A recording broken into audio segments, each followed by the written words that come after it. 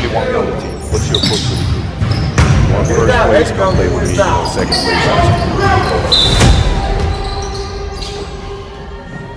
like I would watch Magic play. I'd watch Michael play. And I would see them do these unbelievable things, and I said, you know, can I get to that level? I don't know, but let's find out.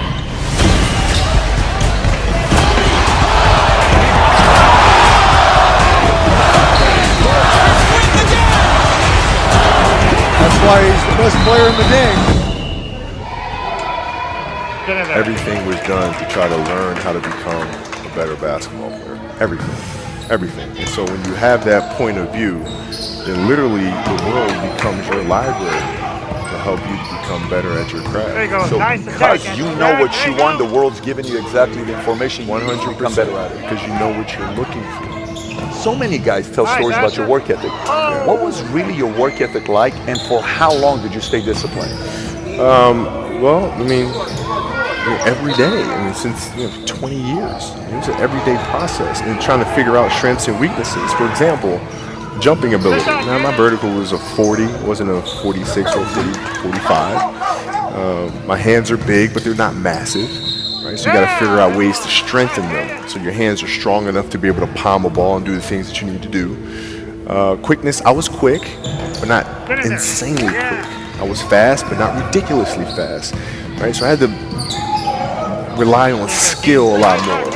I had to rely on angles a lot more. I had to study the game a lot more. And but I enjoyed it though. So like from the time I can't remember when I started watching the game, I studied the game, and it just never changed.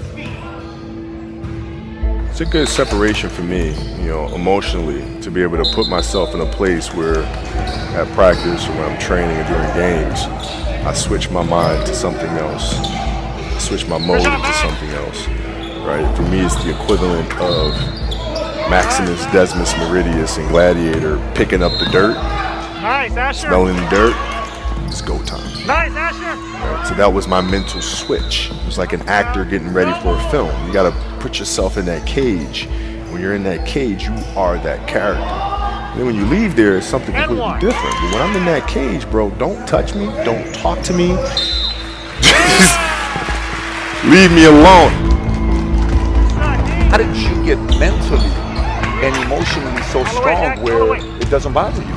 Well, you got to look at the reality of the situation. Like for me, it's not, you kind of got to get over yourself.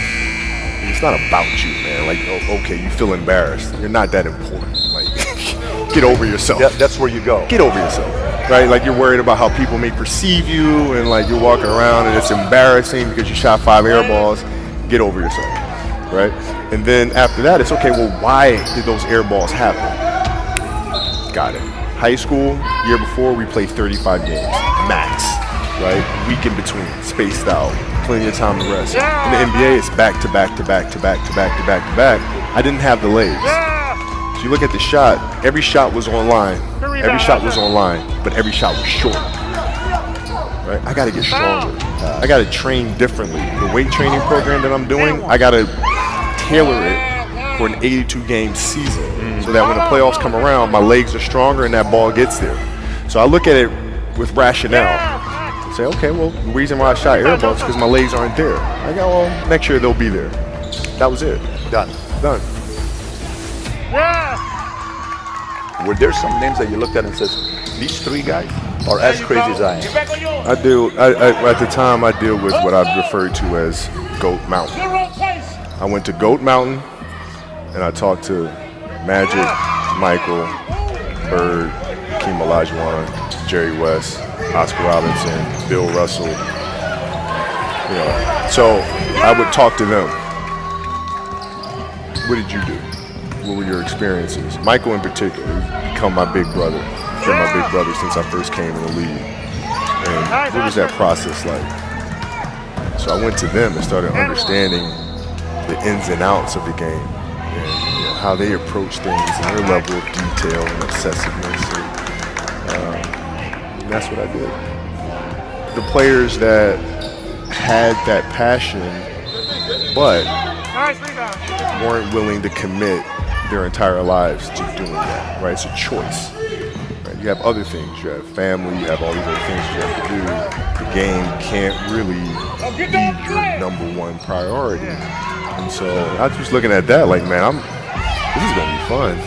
If I'm buddies with you from high school, if I'm a cousin of yours, what happened to our relationship? How did that gravitate when you went into the league and you're determined to become the greatest, or you're determined to become one of the greatest? What happens to our relationship? It suffers. It does suffer. Oh, yeah. Okay. Yeah. And you understood that. You were okay with that. Yeah. And the people that love you, like friends and family, like they know that about you. Got it. So they let you be you. And when you reconvene, you pick back up where you left off. But make no mistake about it, everything in between is lost. Right? So those long-term relationships, the commitment of time of taking vacation. Like I see a lot of players take vacations with other players that are close friends, and they'll just take vacation.